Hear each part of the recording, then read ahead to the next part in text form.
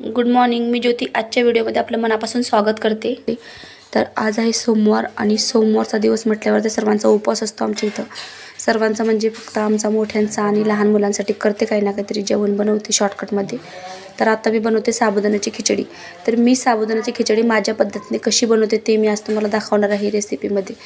तर मी साबुदाणा भिजत टाकलेला आहे. अर्धा तास साबुदाणा भिजवून झालेला आहे. अर्धा तासापेक्षा जास्त मी साबुदाणा भिजत टाकत नाही.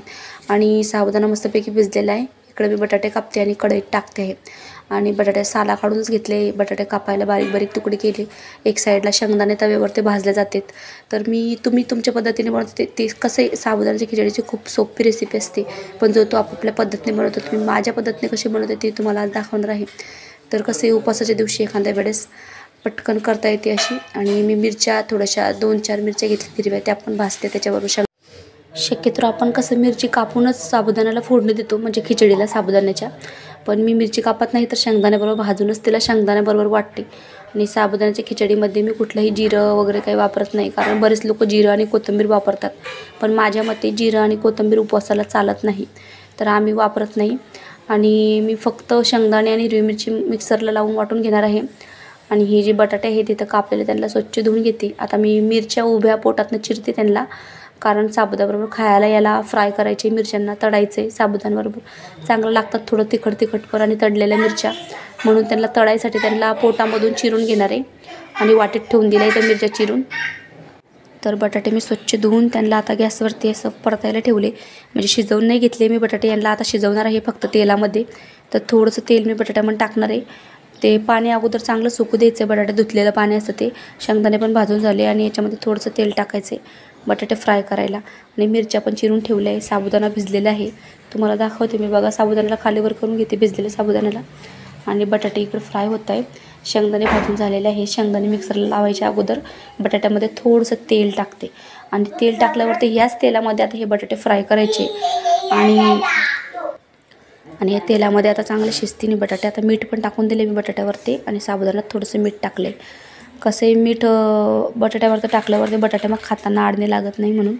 आणि आता मिक्सरमध्ये शेंगदाणे आणि मिरची वाटून घेते.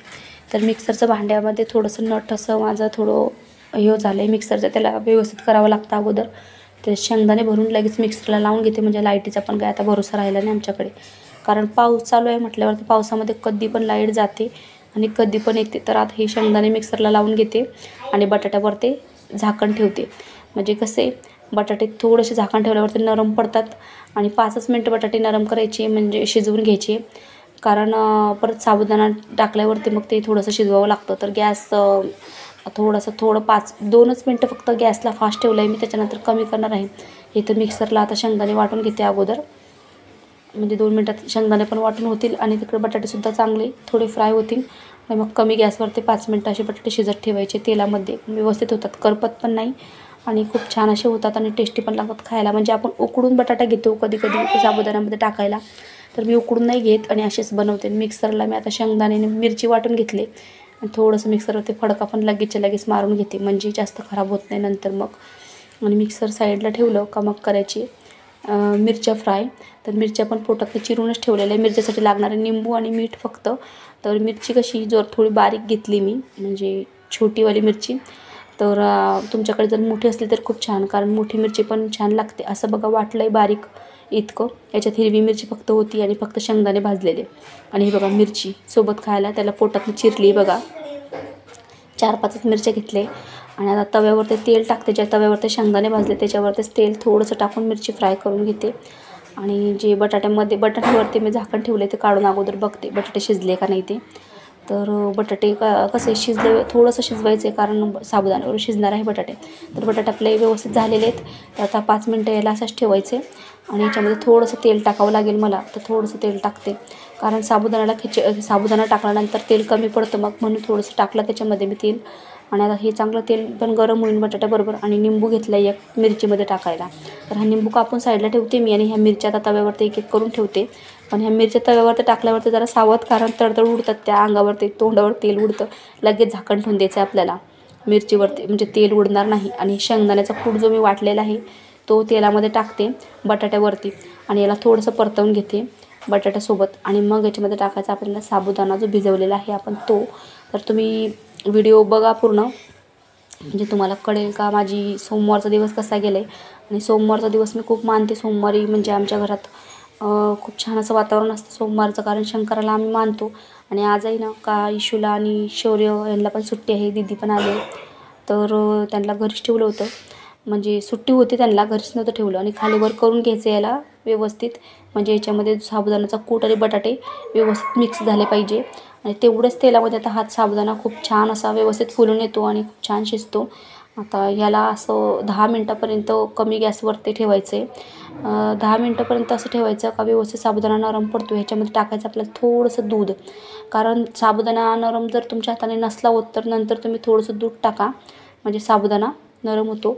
तर हे बघा मिरच्या पण परतून झाल्या, यांना वाटेत काढून घेते मी आता मिरची. 5 मिनटं साबुदाण्याला झाकून ठेवलं आहे. दूध नाही टाकलं आहे अजून मी, दूध नंतर टाकणार आहे. तर याच्यावरती टाकते थोडंसं मीठ मिरचीवरती, आणि निंबू, अर्धा निंबू पिळून त्याच्यावरती टाकायचे. आणि याला व्यवस्थित मिक्स करायचं, म्हणजे मिरची खायला खूप टेस्टी लागते बघा.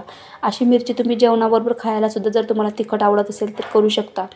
तर याला चांगलं मिक्स करून घेतलं आहे. मीठ पण आणि निंबू पण मिक्स झालं आहे मिरचीमध्ये. आता टाकते थोडंसं दूध साबुदाण्यावरती.